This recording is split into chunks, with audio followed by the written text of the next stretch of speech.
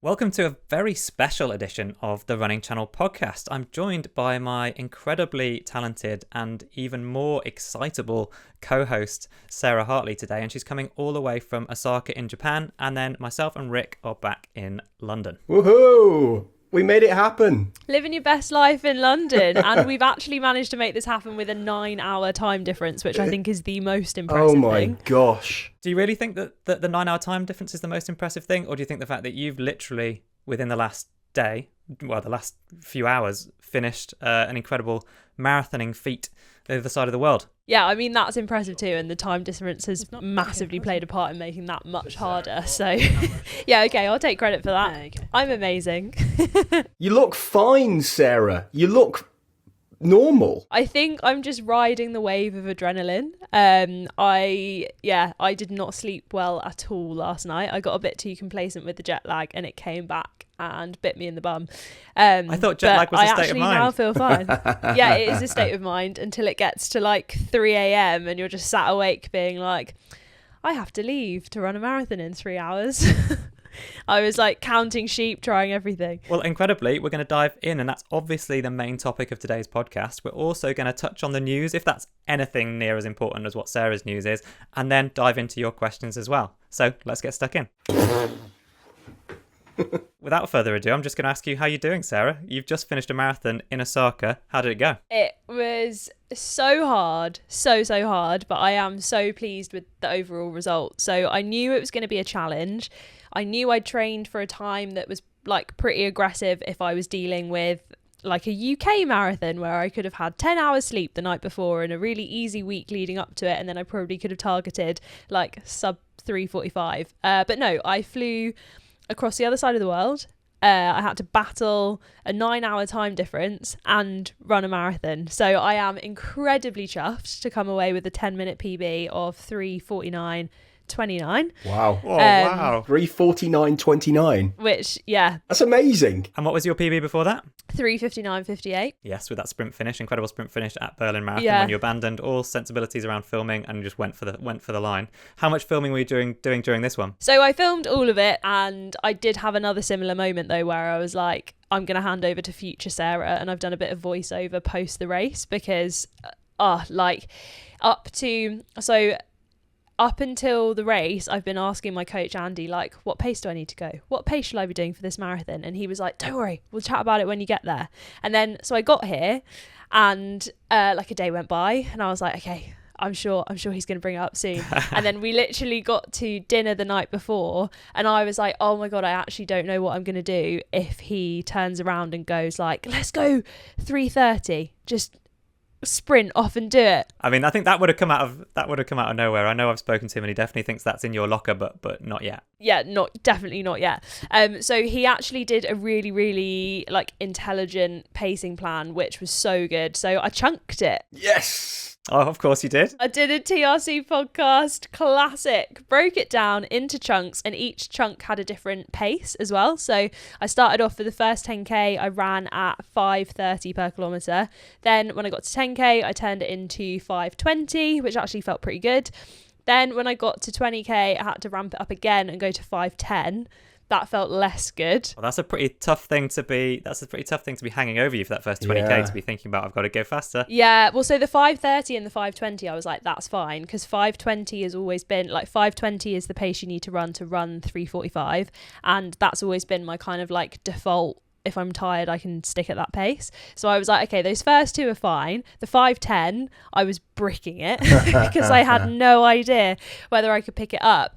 And also the race started to get a little bit hillier towards the latter stages, which is lovely. I'm so glad they did that. Yeah, how did Andy describe it to you beforehand? Lumpy. I think he either called it bumpy or lumpy. It's not bumpy and lumpy. There is one huge hill. Right. You could just see runners being like killed off by this hill, not literally. What point does that come in on the course? Like, what sort of distance in? I think it was like 33 kilometers, this hill. Oh wow, so is that 20 miles on the nose? Yeah, something like that. I'm not very good at maths. And how long does the hill last for? It felt like forever, but in actual fact it was The rest of the race?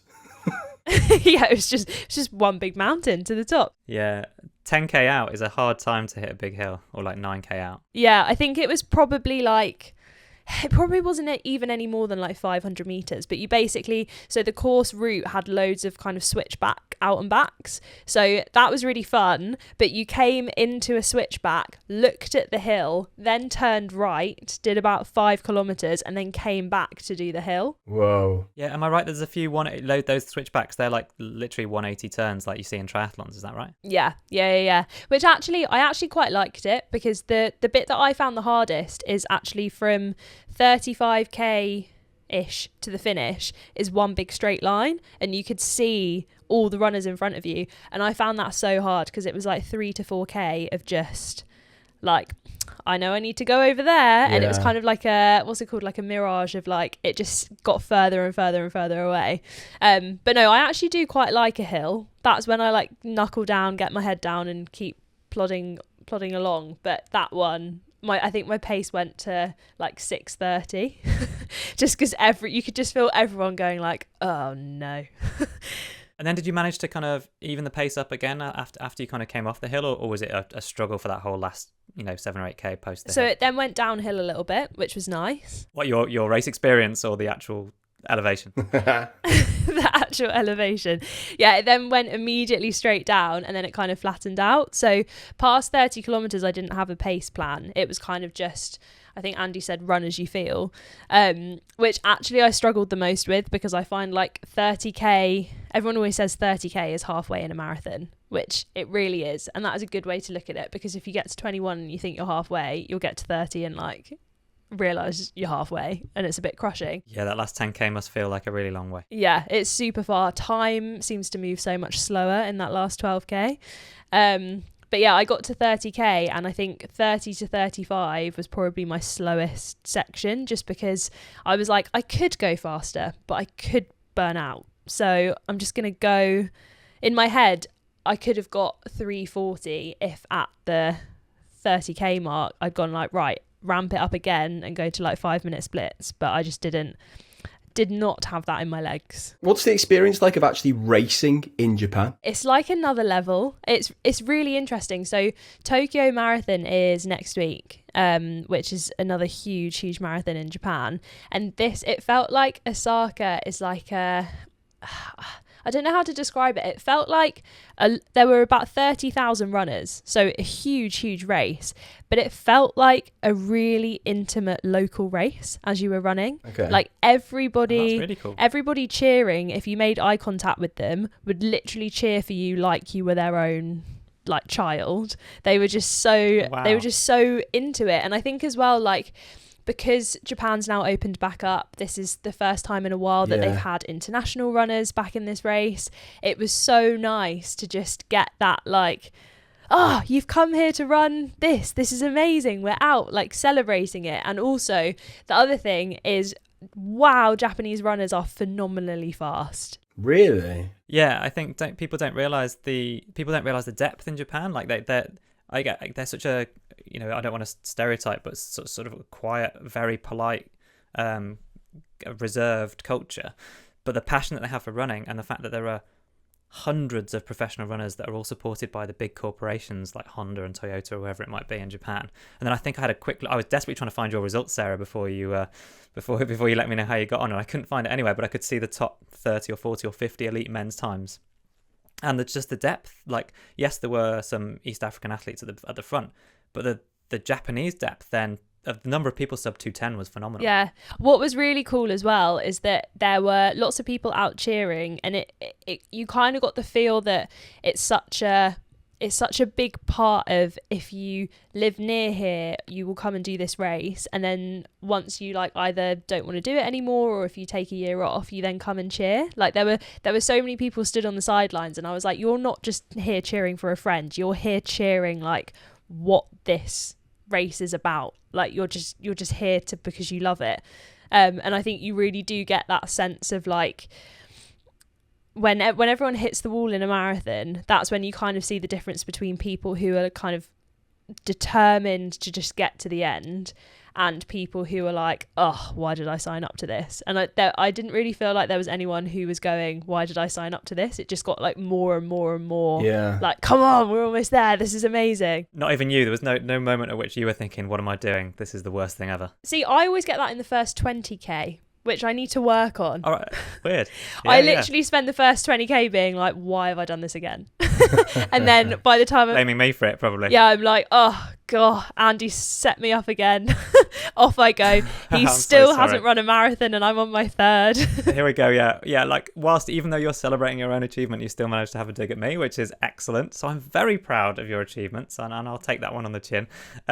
Culturally, was it strange to run? I guess I assume that a lot of the signage is still recognizable, or is it a complete culture shock? It was actually really good. I'd say the biggest culture shock was the expo, because a lot of that was, there is obviously Japan has only just opened up again after the pandemic, so there were lots and lots and lots of restrictions in place to keep the race really safe, but because a lot of them weren't in English, that was quite quite challenging. So I was very glad that I was out here with Mizuno, and there were lots of Mizuno like employees there who spoke English as well and could help us kind of get through it, because there was an app where you had to kind of measure your temperature over the last like 6 or 7 days, I think, and then give that to them. And then it was all to do with QR codes. You had to present your passport, but they actually had, I would say that if you can either speak English or Japanese, then you are like set in this race. They have English speaking kind of information guides all around the race,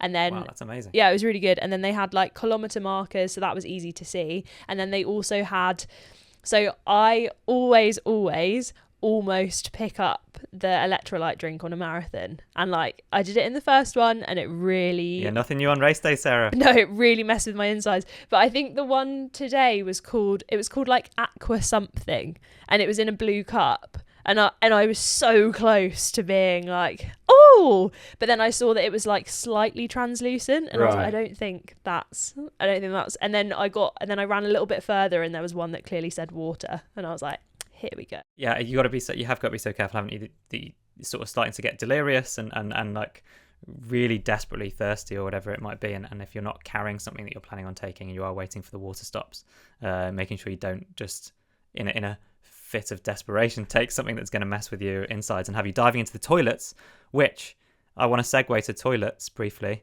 just because just before recording you mentioned something, and I actually don't know what, but you were very excited to tell me about toilets. Oh, so this is the other funny thing. So because I was racing in Japan, I assumed when I was filming that most people around me wouldn't understand what I was saying, so I could just kind of freely speak. So when it came to talking about toilets, I was like, it's fine. Everyone around me isn't going to understand what I'm saying, and I still don't know whether they did.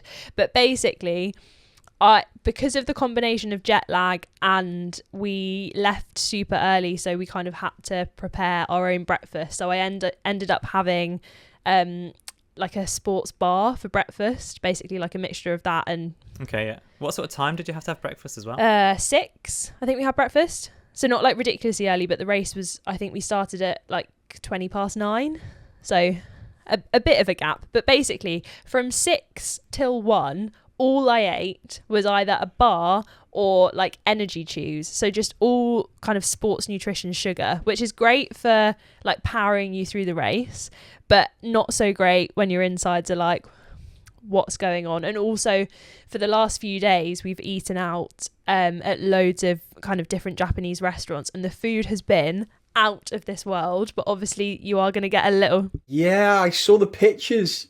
You posted some pictures of the food and it looks amazing. It's so good. On the first night, we went with someone and we were literally just like, order whatever you want and we'll try anything. And it was so good. But obviously, like compared to like British food, my stomach's already gone a little bit like, okay, this is new. And then add in a whole 6 hours of sports nutrition and my stomach was just like, what is going on? So basically every single time I fueled during the race for like 1 to 2 kilometers, I felt like I was going to poo myself. I wondered whether you'd been just running along with a GoPro shouting about how you need a poo, thinking that no one can understand you. Yeah, so I was running along going like, and I don't know whether this is going to make it into the final video, but basically there are loads of GoPro clips where I'm going like, I really feel like I'm going to poo myself any minute.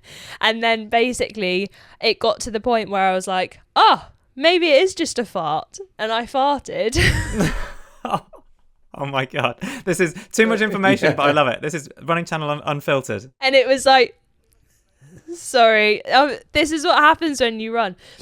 Runners always talk about toilet stuff. But yeah, basically I farted at like 14 kilometers and one, into my GoPro, I was like, sorry to the people behind. So I hope they didn't speak English. And two, incredible. It was one of those ones where I was like, it's 50-50 whether that was a fart. Oh, Sarah, and obviously this is the stuff that people are here for. This is what people are tuning into the Running Channel podcast. It's the reality of running a marathon. Look, I just want to tell... Yeah, but so many people will go on Instagram and be like, wow, look at all the pretty shots. I want to get down to the nitty gritty of like, you know, that's a thing that could happen. I remember Berlin Marathon. I ran behind someone who it wasn't a fart and you could see it wasn't a fart. Oh God, that's rough. That is rough. Yeah, you've got to be careful of your shorts colour. I think black shorts are the way forward for a marathon. But this is what I said. Yeah, on the course itself, I assume Japanese portaloos are normal, but like Japanese toilets in hotels and stuff are not normal for a kind of Western UK, what you're used to. Oh yeah, this has been incredible. So the one that we have in the hotel, it's a heated seat, which takes a little bit of getting used to, and then it has the full, like what you would expect, where you press a button and it can... It's just strange. It's, yeah. I don't know how to describe it. Yeah. Shoot water up your bum. Shoot water up any part of your bum as well. Front or back. Oh, lovely. Yeah, there's all sorts of nozzles and jets and buttons, right? It's really complex buttons on the side of a toilet. And then I'm excited. I'm going to Tokyo tomorrow. And apparently the ones there like play music to you as well as you do your thing. Yeah. Oh, well, that's very nice. Yeah. So back to we shouldn't spend... Back to 349. Back to 349. That should be a nickname now, actually, Andy. We should call her 349. Yeah. When are you coming back, 349? You're going on holiday now, aren't you? 349. Yes, going to spend some time in Japan. Yeah, I'm going on holiday.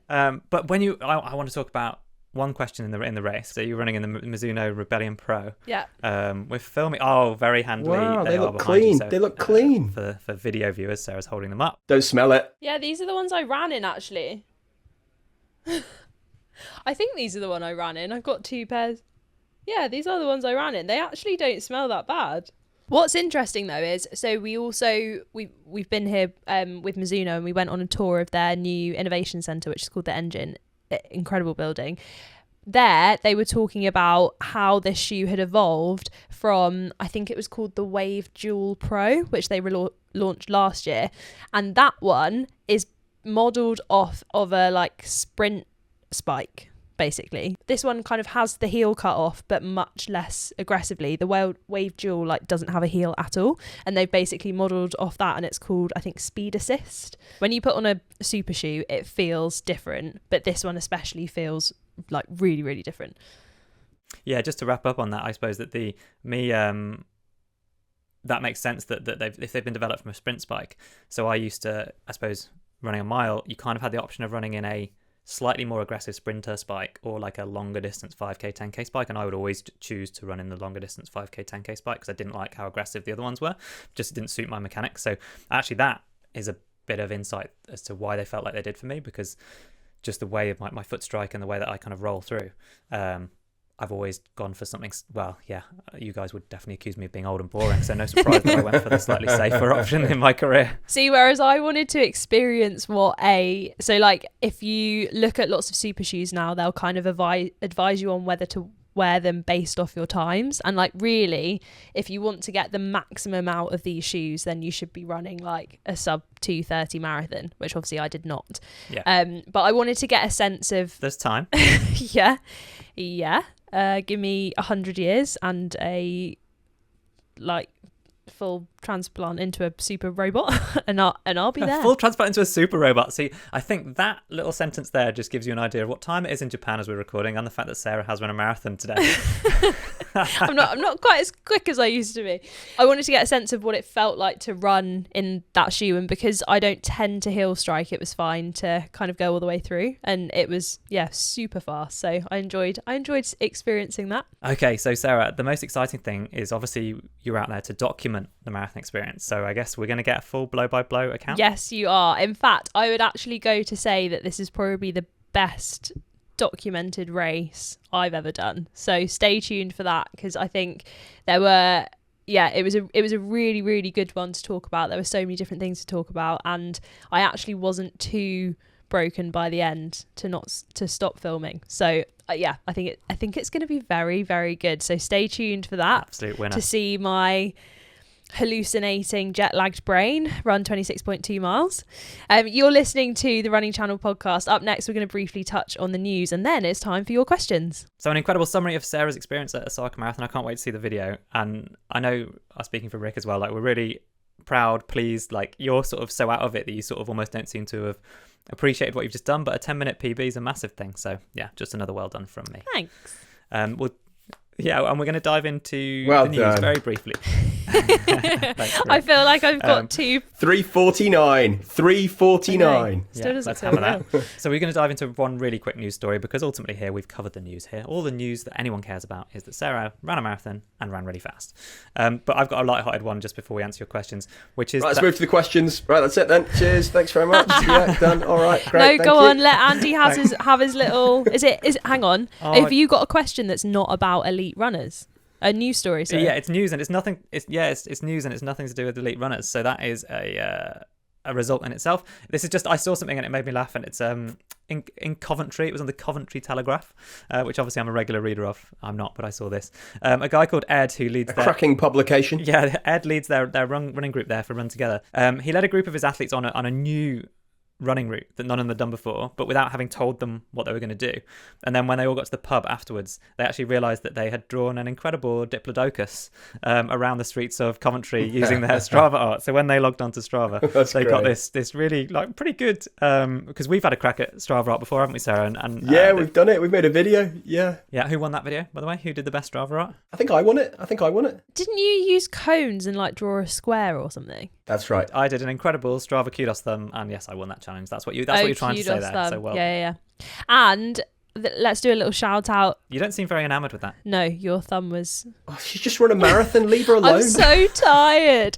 But what I was going to say is that Jarek, who is very famous for doing Strava art, if you've seen it on Instagram, has recently, I think he either broke his arm or his elbow. So shout out Jarek. Hope you're okay. Hope you're back to drawing Strava art soon. But his ones, if you want to see, I mean, go and watch Andy and Rick's version of it, because you know they tried. But if you want to go and see some actual Strava art, go and look at Jarek, because it's good. Okay, well, I mean, that started as this nice story about dinosaur and ended up with, as everything, with you guys just taking the mickey out of me. But we said we'd keep the news short so that we can get into the more important stuff, which is your questions. So you're listening to the Running Channel podcast, and next up are your questions. Okay, so the first question is from Philip. He says, based on something Andy said about your heart rate, RPE, being different if you train at a different time of day from normal, is it possible to fully adapt to a new time of day? And how long does it take? And how did Andy find competing in the evenings if he preferred to train in the morning? Okay, I'll try and break it down nice and quick. So training at heart rate level and RPE are different things. So heart rate is your body's physiological measurement of effort. So how many times a minute your heart is beating.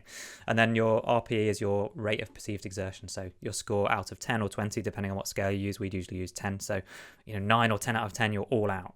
3 or 4 out of 10 is an easy run. And yeah, I remember mentioning this, that you can have some days where you might run at the same time of day, run the same route, but you just feel totally different. And you run at the same pace, but your rate of perceived exertion on one run might be an easy run, 3 or 4 out of 10.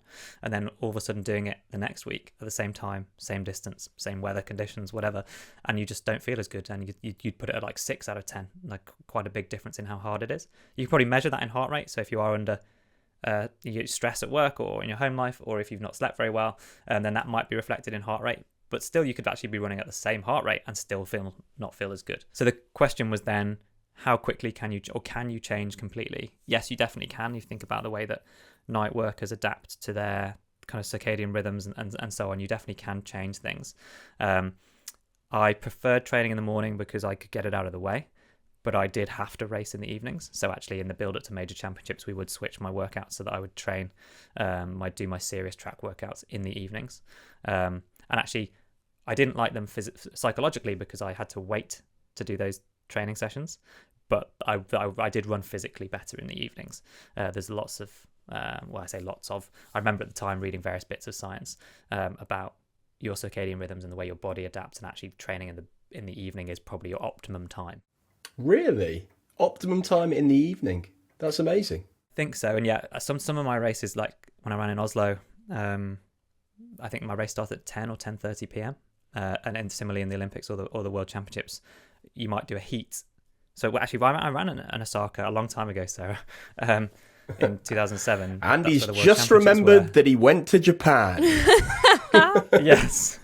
But I had 3 rounds: heat, semi-final, and final. And the heats were at midday, and then the final was at like 9-10 p.m. at night. So and there were 2 or 3. It was like something like Saturday, Monday, Wednesday, for the 3 rounds. So actually you had to be prepared for anything. But that was very difficult. Not only the jet lag, but then racing, essentially 10 hours apart in different. I think as well, it's super useful. Like if you've got, for example, if you're traveling somewhere for a marathon and you've worked out your timings and you're going to have to get up way earlier than you'd usually get out, it's quite good if you're doing a dress rehearsal of like the distance, like your longest run. It's actually quite beneficial to practice the kind of full routine of, if you do have to wake up at 6 a.m, at least know what it feels like. Yeah, I think it's sensible for anything. Like if you're going to do something, rehearse it. So rehearse your nutrition for a marathon, rehearse your longest run, rehearse the shoes or kit that you're going to wear, rehearse the timings. Go through the same routine that you can control the controllables. So if you've got a nice warm-up routine that involves the same distance of running, then followed by some nice drills, then that's something that you can always do as long as you allocate the time. But yeah, do it at 7 p.m. at night if that's when your race is going to be, as opposed to doing everything before work. We've also got a question from Andy Nixon, who emailed us to ask, when you test various brands and models of shoes in a week of training, does this cause problems with your feet or your body in general? This is a good question, because we're obviously in a very unique position here where we get to test different shoes from lots of different brands. And if you've ever been to have your kind of gait analysed, you'll know that there are, like, people have different preferences. And I think it's definitely something that we're all kind of aware of. Like if you've been used to a kind of heel to toe drop that's quite high, and then you get gifted a brand new pair of zero drop shoes, or whatever the brand kind of calls that drop, you don't want to go out straight away in them and run a marathon or a super long run. Like, I think we're all conscious of that can have a big effect, just like you would if you bought a brand new pair. I personally am quite good. My feet are quite happy jumping into lots of different pairs of shoes, but I definitely... Yeah, it's the benefits of youth, Sarah. The benefits of youth. You can just wear whatever you want. And I'm just so adaptable. I'm like plasticine. Yeah, brilliant. Whereas Andy, is just cracking his foot, getting it into the shoe, brushing the dust off. Yeah, just waiting for me to turn to dust as well. That's what I feel like. Yeah, just blowing cobwebs off my running kit. How do you find it, Andy? But no, I quite enjoy testing different shoes, but I would play it safe and test the different shoes on shorter, slower runs usually, for the first time out. And then when I particularly like a pair of shoes, or I've got to put them through their paces to run a little bit quicker, then I can do that in various different ways. But I would very rarely go out and just run all out in a pair of shoes. Great. So we've survived the first virtual podcast. I think we should all get a little pat on the back for that. Let us know. Thank you, Rick. Email into podcast@therunningchannel.com if you have any questions that you want answering, or if you would like us to go to more events and then do a podcast straight after. Maybe not straight after. Maybe we do it the day after next time. Yeah, maybe not straight after. Yeah, maybe. You're remarkably coherent, Sarah. Yeah. Thank you. You're remarkably coherent, Sarah. You're really with it. I've been very impressed. Please be nice to us on the audio quality of this, because we are recording in 3 completely different places. Yeah. And yeah, email in to ask any questions, but also maybe to congratulate Sarah for her efforts, or to let us know any of the challenges that you're undertaking, because we'd love to hear from you, and then maybe we can give you a little shout out. Hadn't shown my medal yet. Oh, and Sarah's dangling her medal for us in the picture. It's a bit of ASMR. Congratulations. Medal ASMR. 3:49. She did a 3:49. 3:49. Thanks. Have fun in See you Japan. next time.